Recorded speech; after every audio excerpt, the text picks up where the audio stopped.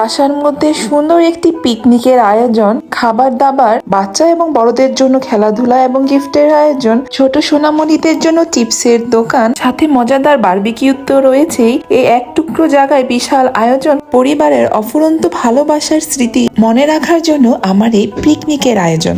একদিনের পিকনিক কাজ কিন্তু অনেক ছিল। 3-4 দিন লাগিয়ে আমি যেভাবে কাজগুলো কমপ্লিট করেছি এবং কি কি করেছি কয়েক মিনিটের ব্লগে আমি আপনাদের সাথে শেয়ার করব। হ্যালো এভরিওয়ান, কেমন আছেন সবাই? আশা করছি সবাই ভালো আছেন ইমানে এবং স্বাস্থ্যে। আলহামদুলিল্লাহ আমিও অনেক ভালো আছি। আজকে নতুন একটি পিকনিকের আয়োজনের ব্লগ নিয়ে আপনাদের সামনে হাজির। আশা করছি আমার এই ব্লগটি আপনাদের কাছে ভালো লাগবে।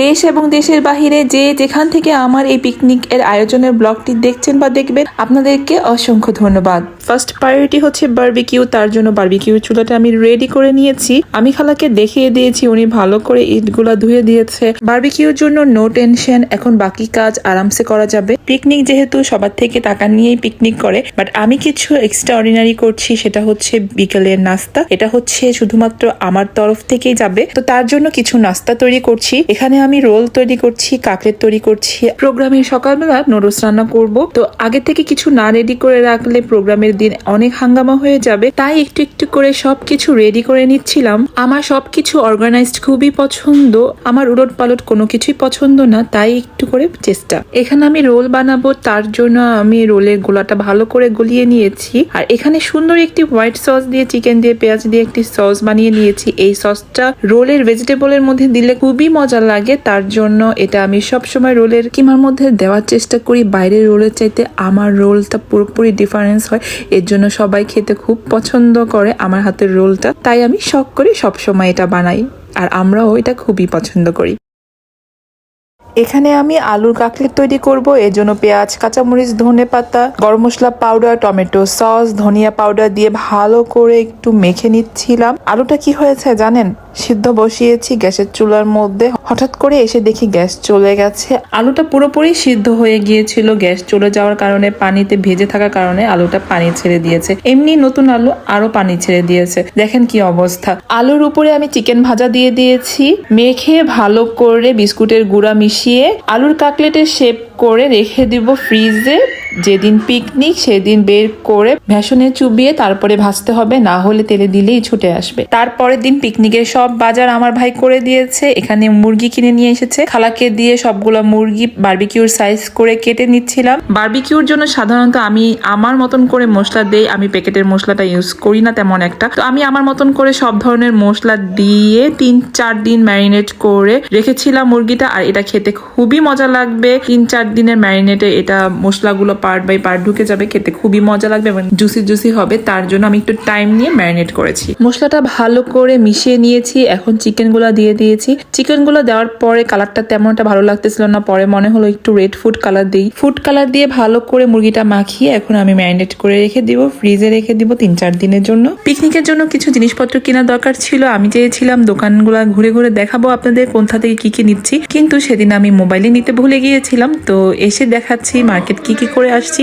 এর তো পিকনিকের জন্য one time plate, tissue, coffee mug, বাচ্চাদের জন্য কিছু চিপসের প্যাকেট, চকলেটের প্যাকেট, আর হচ্ছে বুট ভাজা, ডাল ভাজা নিয়ে আসছি, আর কিছু গিফট নিয়ে আসছি, নিত্য প্রয়োজনীয় কিছু গিফট দেখে যাতে সবাই হাসাহাসি করে তার জন্য কিছু ফানি গিফট নিয়ে আসছি। তো আমরা এখন গিফট গুলা ভালো করে র্যাপিং পেপারে র্যাপ করে নিয়েছি, দেখতে খুবই সুন্দর লাগতেছিল। এই ব্লগে গিফট গুলো আপনাদেরকে দেখিয়ে দিলাম, নেক্সট ব্লগ অবশ্যই দেখবেন কে কোন গিফটটা পেয়েছে আর গিফট পেয়ে তারা কেমন খুশি হয়েছে। পিকনিকের সকালবেলা এখন আমি ছাদে চলে যাব, আমার কাছে কিছু ডেকোরেশনের জিনিস আছে, এগুলা দিয়ে সাজানোর চেষ্টা করব। তো চলেন দেখি কিভাবে সাজানো যায়। তো এখানে আমি আগের থেকে 2টা কায়েম দাঁড়া করায় রেখেছি, বালুর মধ্যে, বালতির মধ্যে বালু দিয়ে চারদিক দিয়ে ইট দিয়ে তারপরে কায়েম 2টাকে দাঁড়া করা রাখছি যাতে কোনো রকম ভাবে নড়বড়ে না হয়। তো আমি স্টিকগুলোর উপরে সাদা কাপড় বিছিয়ে দিচ্ছি। আমি কাপড়ের মধ্যে নিয়েছিলাম নেটের কাপড়, তো আমার কাছে যা ছিল আমি তাই দিয়ে সাজানোর চেষ্টা করতেছিলাম, আর আম্মু আমাকে হেল্প করতেছিল। আমি কাপড়গুলোকে টান টান করে সেটিপিনের সাহায্যে লাগিয়ে নিচ্ছিলাম যাতে এটা বাতাসে যাতে নড়ে না যায়। আর আজকে কিন্তু অনেক বেশি বাতাস ছিল, আমার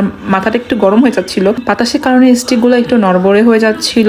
পরে আমি 2 গাছের ডালের সাথে বেঁধে দিয়েছিলাম যাতে না পড়ে যায়, তারপর 2-3 বার পড়ছে, উঠে এসে আবার ঠিক করেছিলাম। অনেক কষ্ট করেছি এটার জন্য। আর এখানে যে টেবিলটা দেখতে পাচ্ছেন, এই টেবিলটাকেও আমি সাজিয়ে নিয়েছি। আর এই টেবিলটা আনার একটাই কারণ, বাচ্চাদের একটু মজা দেওয়ার জন্য। ওদের কিছু মজাদার খাবার আমি এখানে রাখবো, ওরা দেখে অনেক খুশি খুশি হবে তাই। তো এখানে আমি চিপসের একটা স্টল দিব, তো এখানেও সুন্দর করে কিছু কাপড়, ফুল আর হচ্ছে লাইট দিয়ে সাজিয়ে নিয়েছি। লাইটের ব্যবস্থাও সবকিছু আমি একা একাই করেছি, এইখানে লাইন দিয়ে দিয়েছি। তো এটা সন্ধ্যার পরে দেখতে আরো বেশি ভালো লাগবে।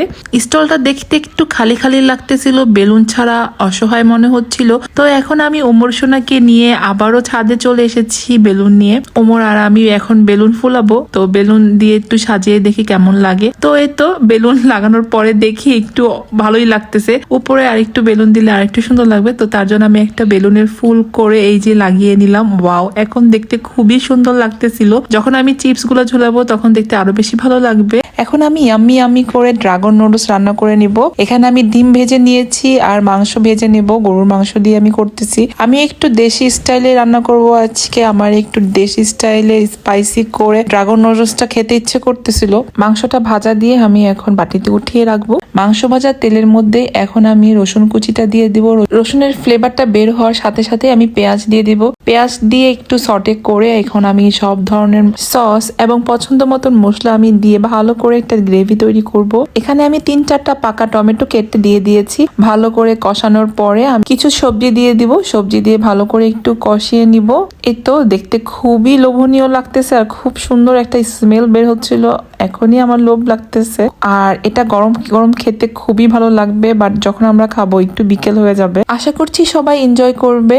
এই ছিল আমার পিকনিকের আগের থেকে গোছানো কিছু কাজ, আপনাদের সাথে শেয়ার করলাম। পিকনিকের দিন আমরা কি কি মজা করেছি, কে কেমন করে এনজয় করেছে দেখার জন্য আমার ফেসবুক পেজ এন্ড ইউটিউব চ্যানেলের পাশেই থাকতে হবে। যদি ভালো লেগে থাকে ভিডিওটি, চাইলে লাইক, শেয়ার এবং সাবস্ক্রাইব করে আমার পাশেই থাকবেন।